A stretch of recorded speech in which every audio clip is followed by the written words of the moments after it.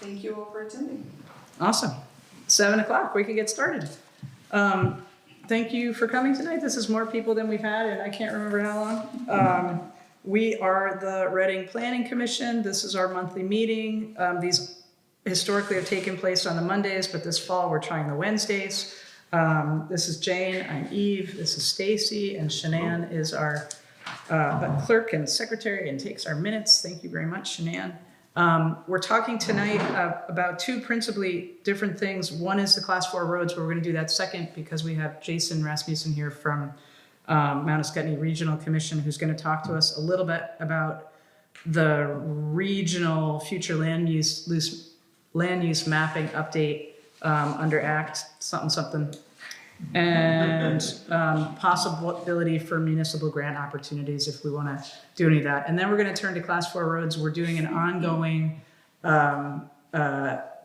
public feedback session to gather information about how the Class 4 roads are used, if there are any great ideas for how to kind of preserve that asset better. No one is looking at restricting or eliminating any Class 4 roads. It's really about how do we make the Class 4 roads usable by the biggest stakeholder group in a happy way and preserve them for future use. And we want to hear about what the landowners who are on those roads have to say about them as well. So we haven't heard anybody yet. I want to listen before I say anything. Okay.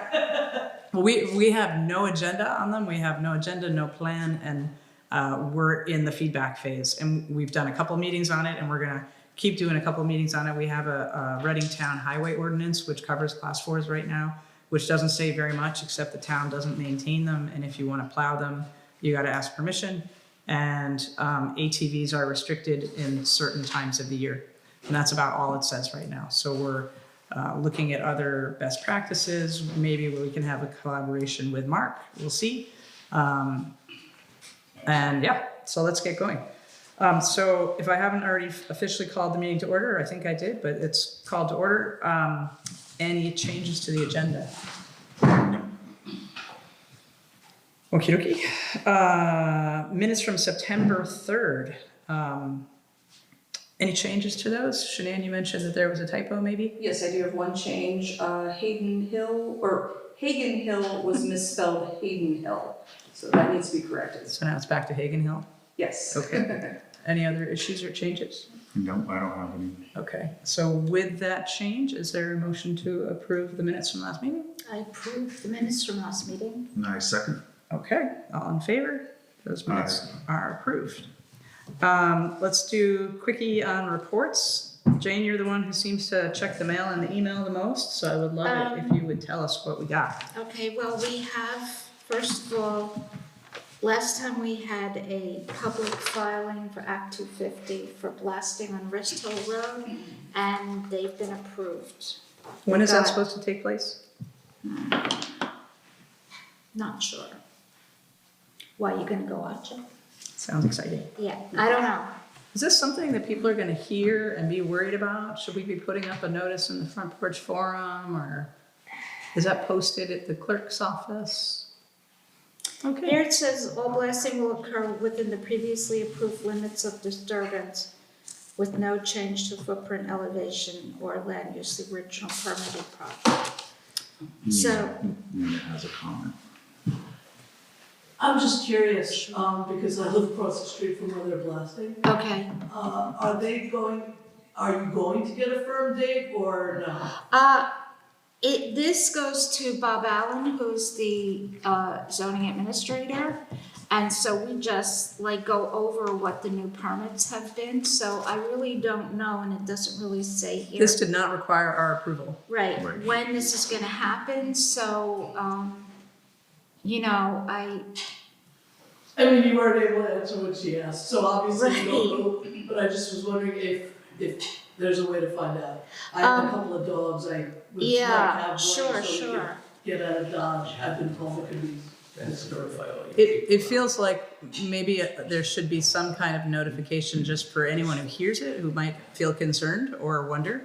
I know when you hear a big bang, especially after the ice storm. these days, you wonder what's going All the on. crashing. Jane, is there a company that can be contacted? this is just Act 250 from the state. So, Blasting is doing the blasting. oh, They technically only give 24-hour notice, but I've been asking that they give me more notice. I just wondered if you actually had. yeah, We have no information on that and no purview on it. And again, we're not directly involved in anything associated. This is through Act 250, and it would be in conjunction, if any, approval or date with the zoning administrator. So how about I reach out to the zoning administrator and just see if he can help give more information on that. And if I learn anything, I will put it in Front Porch Forum, just so when people hear a big blast, they're not, frantically getting on Facebook and asking, what was that noise? Yeah, because I've been told it could be 3 or 4 days. Yeah. of blasting. Do you know the property owners? Could you Yeah. reach, and do you have an ability to reach out to them to get any more specific information? He doesn't reply to me Okay. about anything. Okay. I am sorry for that situation. So, Let me check with Bob Allen, who's our ZA, and see if I can find out anything more. And that's why I reached out to me and Blasting directly, to yeah, be honest. no, that's a good idea. Okay. Yep. Thanks. If I learn anything more concrete, but they know I want as much advance notice as possible. Sure, and they should get it, yeah. There's also been approval of, on Richard Windish, on Route 106, he's putting up 3 small decks. Shane Voisin on Bailey's Mills Road, a new house with an 8-foot porch for his mother, ADU. And Ed Allen on Malagash is putting up a 10-by-10 covered porch. Then the Town of Heartland Planning Commission is holding a public hearing on proposed revision of the Heartland Town Plan, October 22nd, 6:30 p.m. I'll give you these. And then we got, I guess you reached out to Ansel Dickey, Vermont Overland, or maybe I did.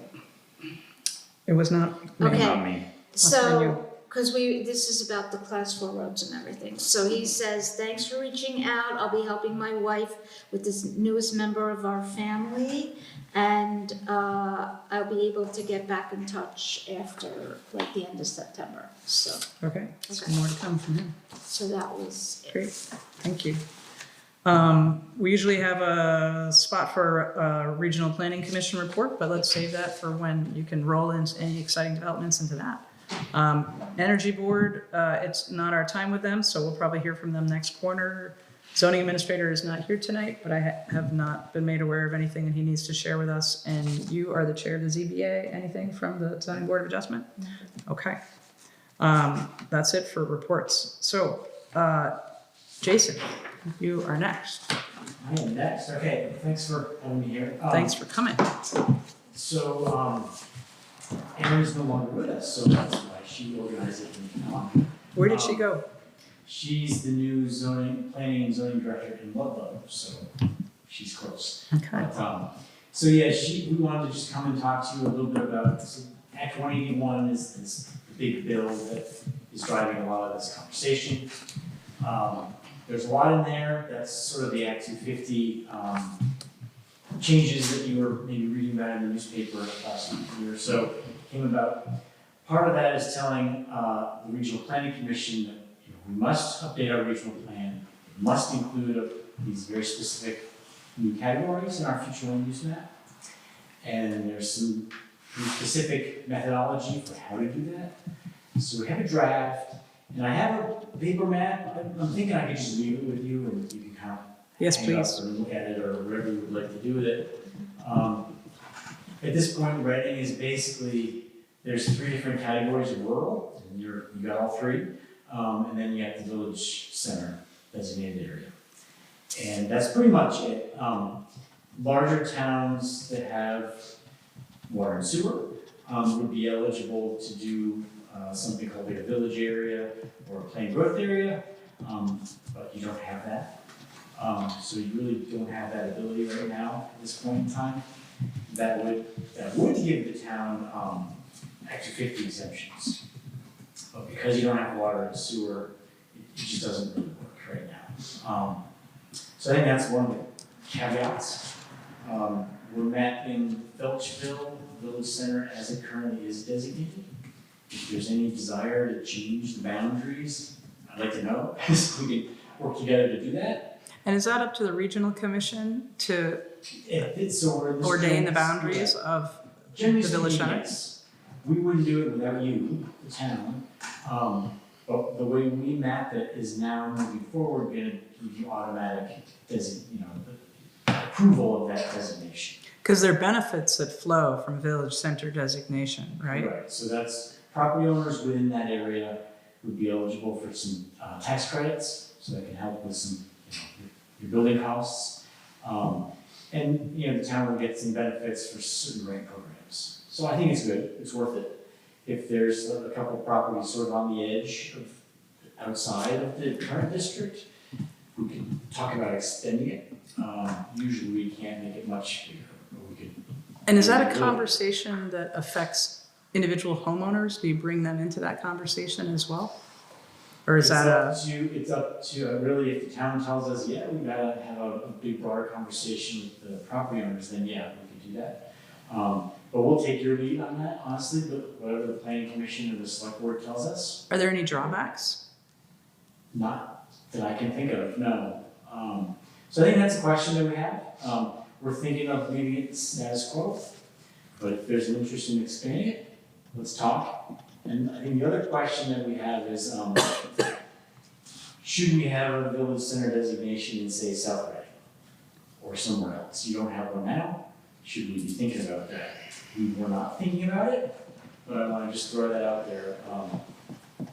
In my opinion, Hammonsville probably doesn't make sense, but if either of those are something you want to look at in more detail, let's talk. Well, Hammonsville, only to the extent that they do have sort of those two commercial properties that are there.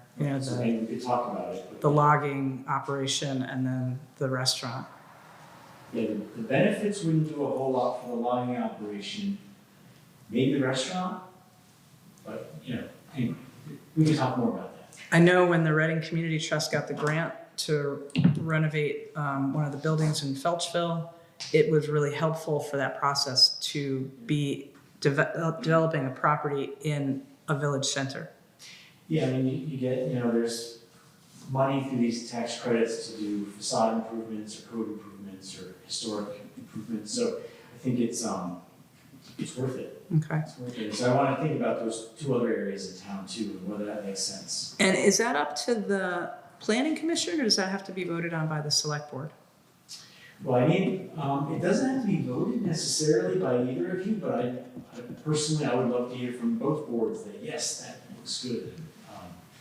So I just want to ask that question and see where we go from there. So Manascutney Regional Commission can just do what it wants, but with hopefully input and feedback from the towns themselves. We could, but we wouldn't without you all. And it does we need to kind of make sure it meets certain state program requirements, but we can work through that stuff with you all. Are there any mapping, sort of future mapping initiatives or plans that the town would not be happy with? So this, and again, I don't know that I want to, if you want me to roll this out, I can. I will leave this with you. It's different than what your town plan has a little bit. It's using some different category language because ours that we have to use is spelled out in the state law. It's a little different. I think it's pretty similar. Can you give us an example?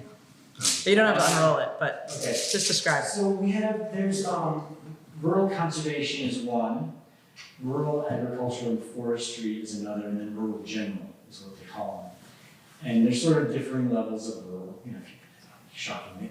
But they basically, the agricultural and forestry version and the conservation version, very similar. Both allow development, but at a lower, generally they want to see a lower density, so that's very similar to what the town plan says. That's like the RC 25 that we have right now? Or Similar, although not that specific. Okay. Yes. And generally speaking, these areas just want to try to minimize forest fragmentation and those sorts of things. So I think they're fairly similar. The rural general is kind of like, rural, I can't remember the categories that in your town plan off the top of my head, but it's very similar. I think the geography on the map might be a little bit different, so we want to just, just want to make sure that we're all looking at it. And if there's questions or concerns, that we can talk about it. So Jason, I'm trying to read between all that information and get to the point that you're not planning on doing anything different than what exists currently.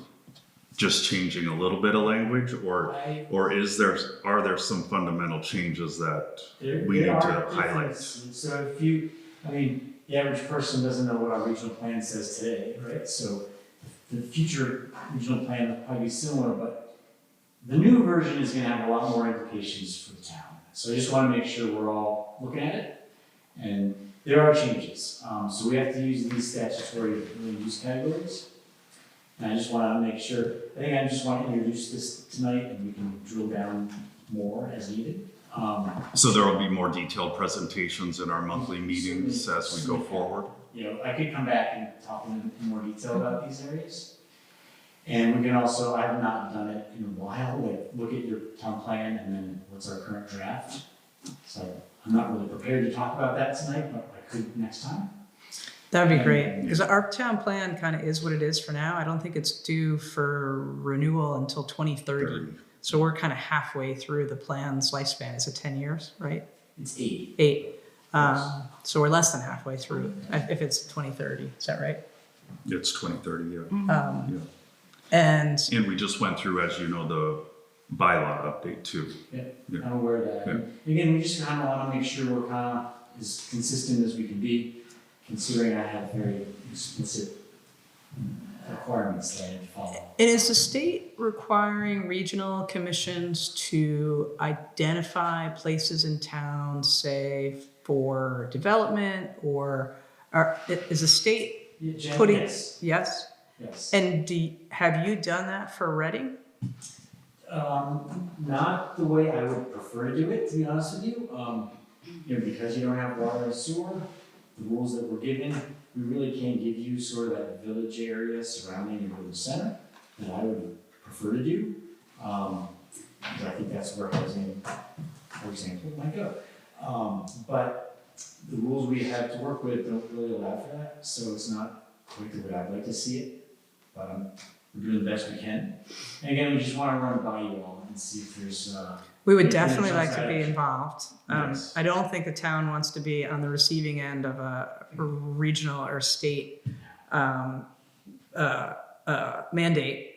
So whatever we can do to work with you so that we can bring along hearts and minds would be good. Yeah, we don't want that either, so I'll leave the map with you, we can come back and please look at it, we can talk about questions, but I do think, unfortunately, the Act 250 exemption thing is kind of off the table right now, but let's definitely think about the village center designation, expanding it, whether there's should be others, and let's talk a little bit more about what the other categories throughout town mean for you. And does your map outline what we are looking at currently versus what you're thinking about expanding, or is it? This is a draft of a shot in time of what we were thinking, but we can refine it with you. Okay. So It would be helpful to have a comparison, because I think we can look at the new one, but if we're not sure what the old one said, I'm not sure we'll spot the changes. yeah, we can Need to follow up. highlight those changes. So it's whatever way we have to, if it's two maps side by side, where you can say these are different, or whether it's kind of a document that highlights what the old plan said and what the new plan says, anything to help us with that. I know when we went through the zoning bylaw revision process, changes that were requested by the state can look fairly innocuous and look like they make perfect sense, but when you drill down a little harder and think about them a little more, you think, oh, that actually has huge implications for these properties. Exactly. So we don't want to have any surprises, I think, Yeah. or have things happen by accident. If we want to change the zoning on something, then let's have that conversation and change the zoning, not have it kind of sneak through under the wire and have nobody know what's happening. The one thing I do want to mention, it's not something that we have any power over, but Act 181 does have these Act 250 tiers that they have laid out. There's tier 1A and 1B. That's basically the bigger towns that have water and sewer, so that's not you. Tier 2 is status quo, and so basically Reading's going to be status quo at this point in time for Act 250 jurisdiction. But at some point in the future, there's a new state land use review board. They're doing rulemaking now on what will become tier 3, and that's going to be impactful, I think, for Reading. In a good So way? I would say, please pay attention to that. I'm trying to pay attention to that as well. That's not on our map, but that will be coming out through state rulemaking. And that's gonna have basically more of a heightened, Act 250 review. So smaller projects. Does that mean Probably follow. less restriction or more restriction? More So restriction. in more, remote parts of the state, this tier 3 is gonna kick in. We don't know where yet, and we don't know exactly what that looks like, but more than likely, smaller projects are gonna have to go through Act 250 review than they currently do. To protect those more rural areas of the state? Is that the concept? Generally to protect sensitive habitat areas, high elevation areas, those sorts of things, but none of that is clear at this point in time. So we did just have an Act 250 filing this summer that wanted to put a big multi-housing unit up on the Reading Hills, right in the deer overwintering area. And once he heard about that, he was out. He's like, I'm done. That might be on the market, that property.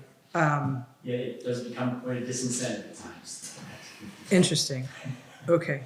Yeah, I think it's fair to say that we want to be really informed about this. Our planning commission and our select board, we are all volunteers with other jobs in life. And so the more we can find out from people whose actual jobs it are to know this stuff, the better for us. And Jason, when's this tier 3 expected to roll out, or? The legislature Projected wanted timeframe. it to roll out pretty soon, like around the new year. I think folks want a little more time, so I'm not totally sure, but I would say fairly soon, and I haven't seen anything that looks like it's fully baked yet, so I just stay tuned. When I learn more, I'll try to pass that on. Okay. You know, it would also be really helpful because the town has a water and sewer commission or committee, Committee. led by one of our select board members. It would be really helpful for Reading to know with this Act 181, if we were to be lucky enough to succeed in having water and sewer, what that would change for Reading, what would be the implications. Yeah. Hopefully good stuff. Yep. Whatever flows from that, no pun intended. Okay, all right, maybe I didn't. Whatever comes from that designation,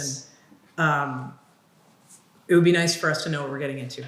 So we don't end up saying, "Yay, we have water and sewer. Oh, now we need to do this," or we used to be tier this and now we're tier this, and tier this has to do that. So just so we can have a little bit of forward view. I think the water and sewer would allow there to be more development and denser It would allow- development. that's right. It would allow for more development.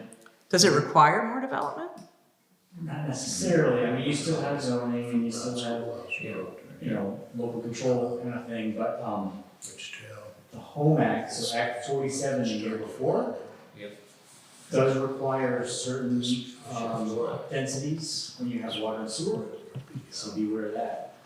That's exactly the kind of, so when we were working with Martha, there were a lot of times where she said, oh, you don't have water and sewer, you don't have to worry about that. Otherwise, we would have to put in this. That's what So she's that getting at. kind of, those are the red flags for me that are, I mean, maybe it's good, but I think nobody wants to get surprised. We just want to know. Absolutely, so I think like one scenario is if, let's say the village has a water system, Yeah.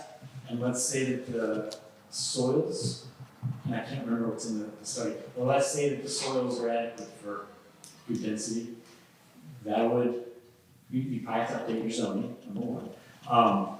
And that would make the town eligible for this tier 1B probably, and that would allow for Act 250 exemptions. So that was intended by. Which makes development easier. Mhm. Which makes development easier. The legislature's intent was for that to encourage housing development. However, the study was really designed for our capacity, our current village capacity, it wasn't designed for a whole lot more than what the density is now. Okay, So it would be millions of dollars more to add more density to okay. a new system.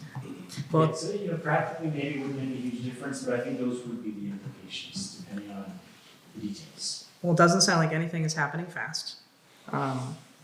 But the more we can collaborate on this, I think the better. Absolutely, yep. Great, thank you.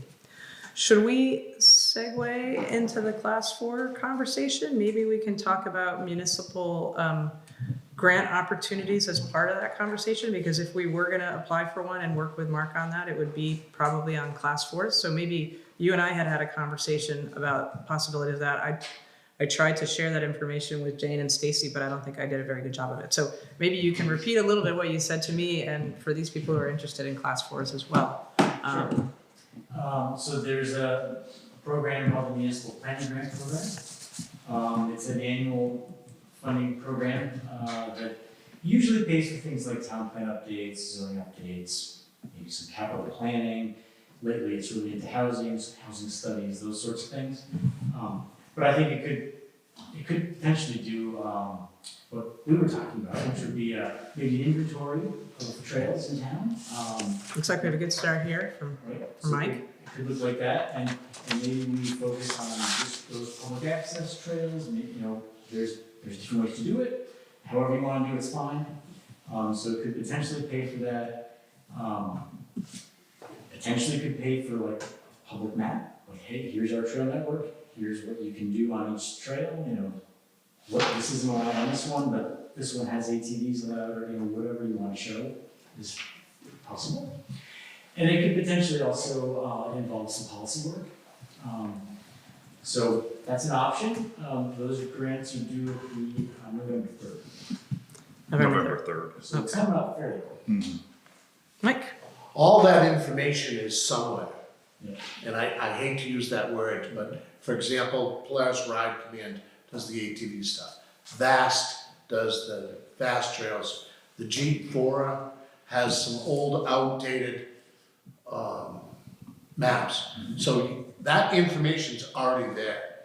Putting it on a map, I guess you'd need a pretty big piece of paper.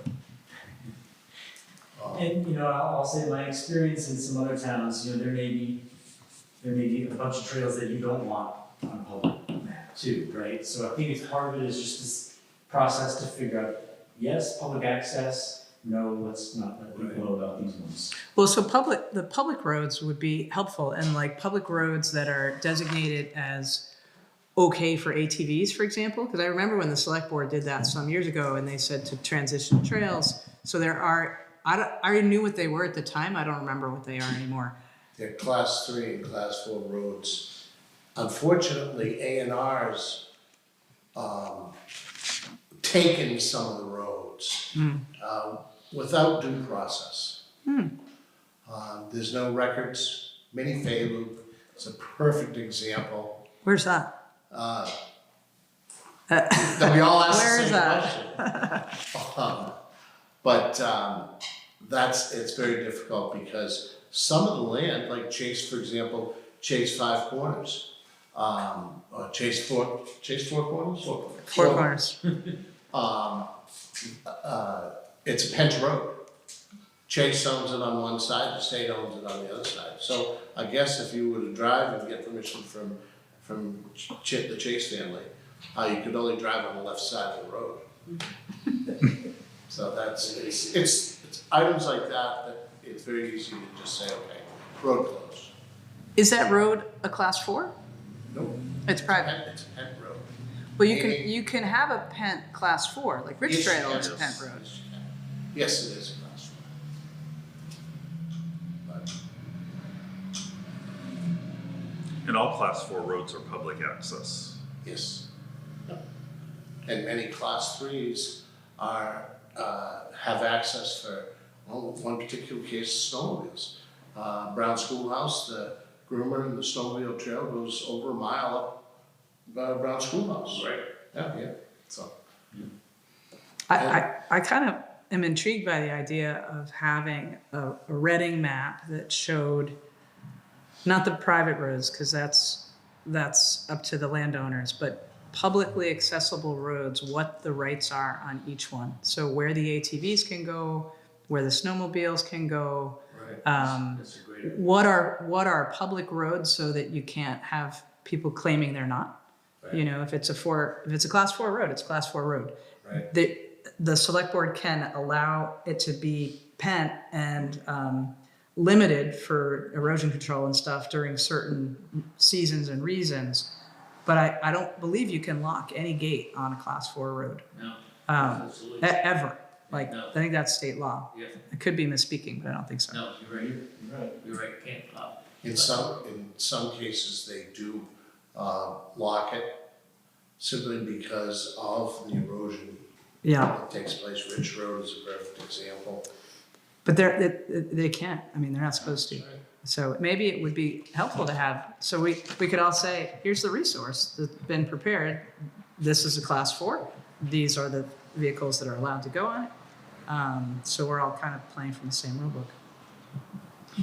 I didn't realize that the select board has designated certain uses for class 4 roads within the town of Reading. No, for class 3s. 3s. So there are certain class 3s where they've said that unregistered, ATVs that are not cars, that don't have car license plates on them with registration and insurance, can go, for example, down Town Hill Road, right? Town Hill Road, yep. Bailey's Mills Road, parts of Brown Schoolhouse Road. So that was only like 10 years ago, and that was designed not so much for joyriding on those roads, but so they could get from one section to another section without having to load up on their trailer and drive over and park somewhere else. But so class 3 roads are maintained by the town. Yes.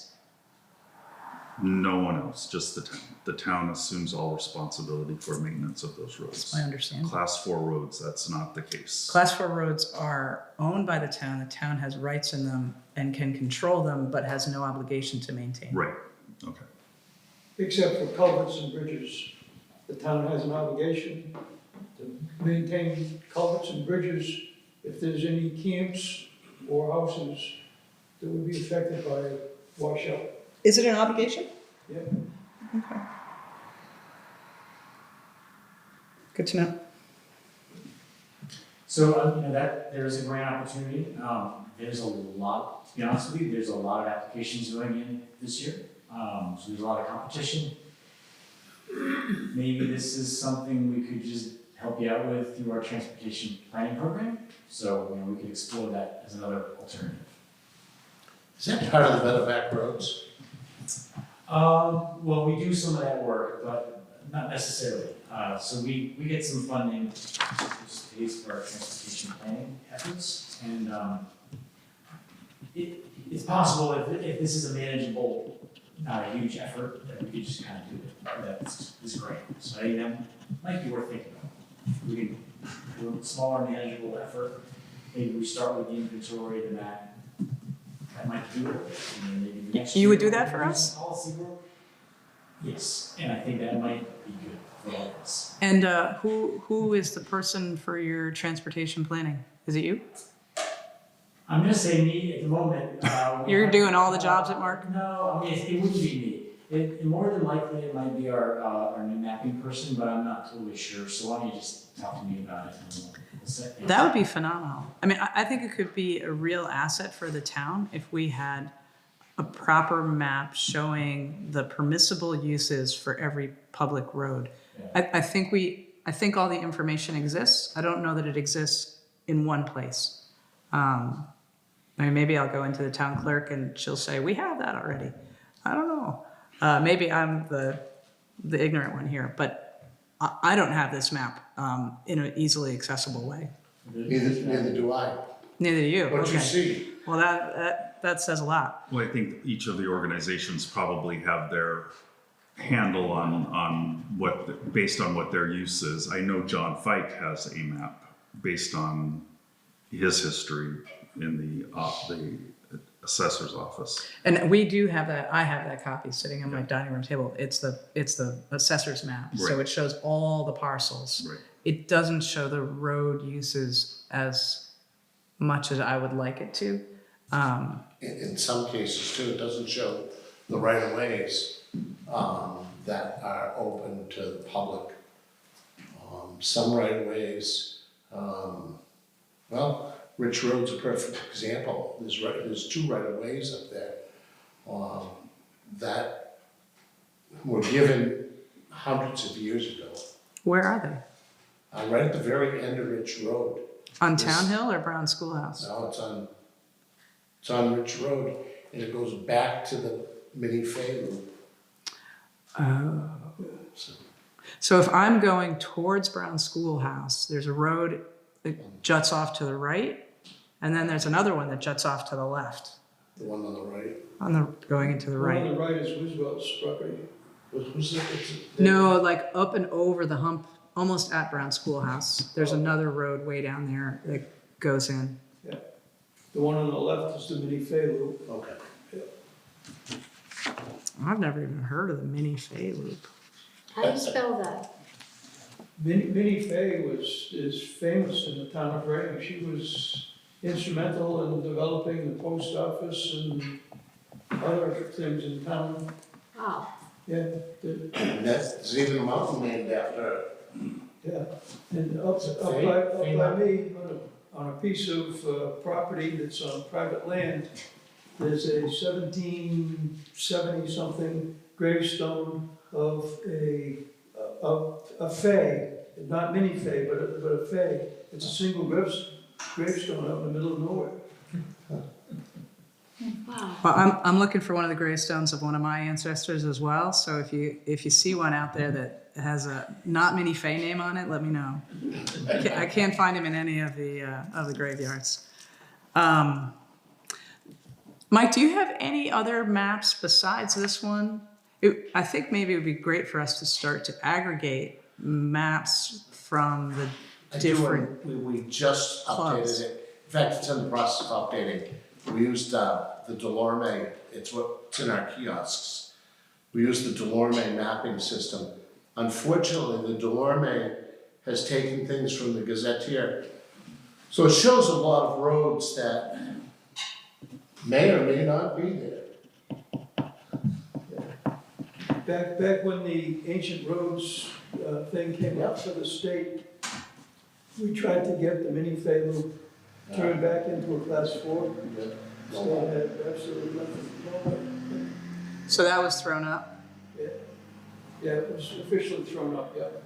And we tried to get it back again, but state. No go. That's why we decided we're never gonna throw up another road in the town of Stowe, in the town of Reading. So that ancient roads ordinance was that 2016? When was that? No, before that, I forgot the exact date, it goes 2010? back quite a ways, yeah. I want to say it was 2007, 2008. Yeah, it was around there. Dennis worked on it. That's what I was saying, yeah. Yeah, maybe that, okay. Well, I'll start in the town clerk's office and see. I assume we've had road maps that have been updated since the Ancient Roads Act that doesn't show those as public anymore if they've been officially thrown up. Some of the town highway maps are just, it's the same map, they use it for 20 years. We have funny road names on there that don't exist. So the mapping is, the paper mapping is, you almost have to create your own new document. Because the state highway map is loaded with errors.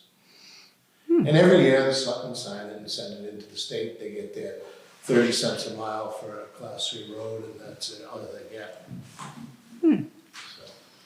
So Jason, I don't know a lot about mapping.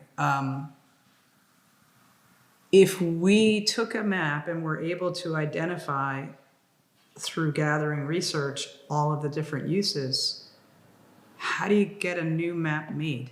Is that something Mark can help us with?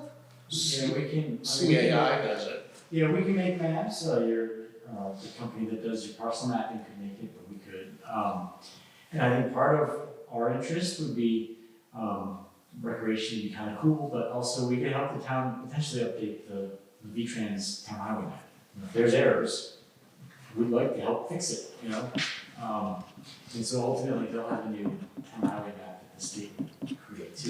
There's also some particulars, and I'm gonna go right back to Brown Schoolhouse. Joe can attest to this a little better than I can. There are certain areas that have what people believe is a Glasgow road. It's not, it's what they call an A&R bypass. It's because if you were to attempt